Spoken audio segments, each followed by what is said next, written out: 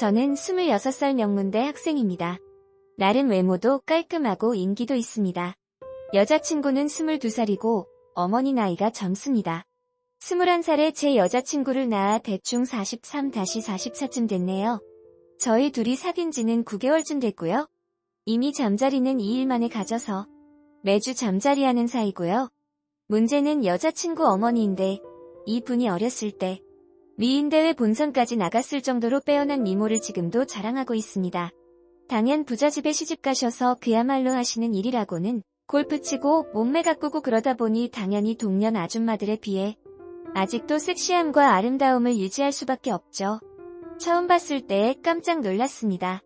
제 여자친구와 어머니가 둘이 다니면 아마 큰 언니 정도로 보일 정도이니까요.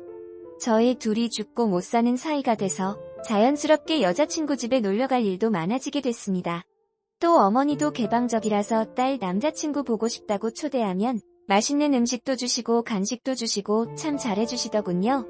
어머니 성격이 외향적이고 밝아서 참 사람을 편하게 대해주시는 면이 있습니다.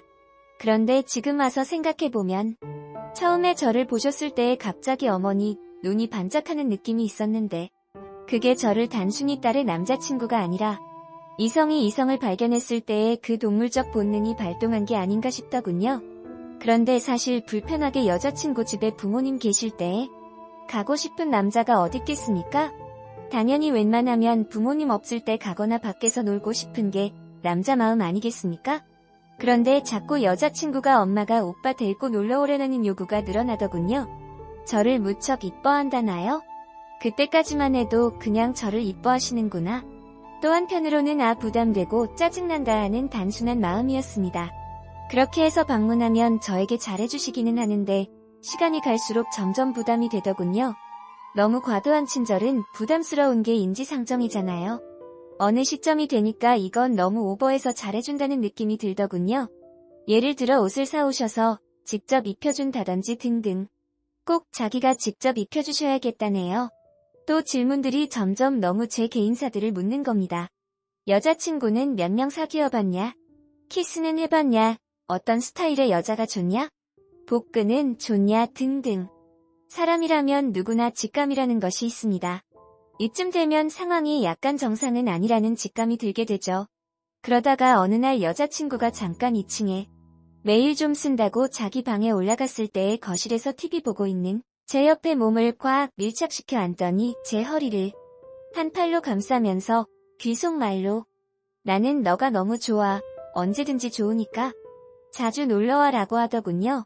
입김이 귀에 닿고 어머니의 몸과 스킨십이 되니까 동참 사람이 이상한 게 머리로는 이게 뭐지 이러면 안 되는데 하면서 몸은 나도 모르게 흥분이 되더군요. 너무 당황스러워서 빼지도 못하고 아무 말도 못하고 가만히 있었는데 다행히 여자친구가 내려오는 내라의 상황을 벗어날 수 있었습니다. 그날 알았습니다. 이분은 나를 단순히 딸의 남자친구가 아니라 나를 남자로 보고 있다는 것을, 그리고 나를 유혹하고 있다는 것을. 그날 이후로 그 집 출입을 끊었습니다. 바보 같은 여자친구는 왜 자기 집에 안 놀러 오냐? 자기 어머니가 싫으냐? 서운하다. 자기 배려 좀 해주면 안 되냐? 등등의 불만을 이야기하더군요. 남의 속도 모르고 졸지에 저는 배려 없고 고집센 남자친구가 되더군요. 그렇게 출입을 끊은 지 한 달이 됐을 때였습니다. 모르는 핸드폰으로 전화가 왔더군요. 받아보니 여자친구 어머니였습니다. 화를 내더군요. 어른을 무시해도 유분수지 놀러 오라고 했으면 한 번은 와야 할 거 아니냐. 이런 요지더군요. 많이 화를 내셨습니다. 아이의 날짜와 시간을 지정해 주시더군요. 그날 반드시 오라고. 밖에서 할 이야기가 있다고. 순간 고민을 많이 하게 됐는데 그래도 밖에서 만나는 거고 나도 너무 심하지 않았나. 또 내가 오해한 건 아닌가 하는 마음에 알았다고 하고 만나게 됐습니다.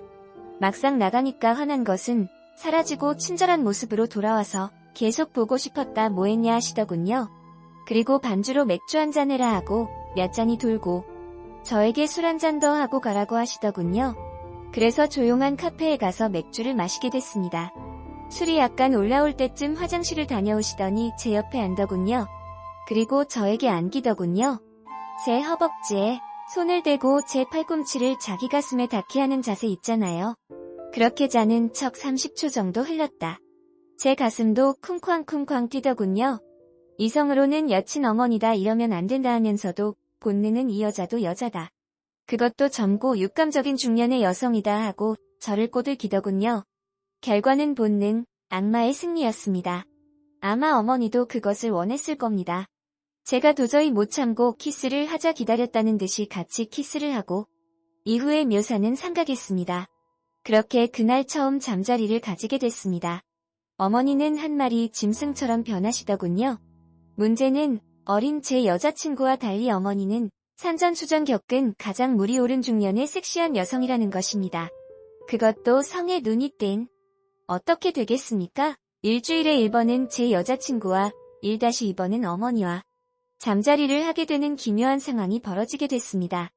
죄의식, 그것도 처음에나 느끼지 나중에 가니까 무감각해지면서 그 상황을 즐기게 되더군요.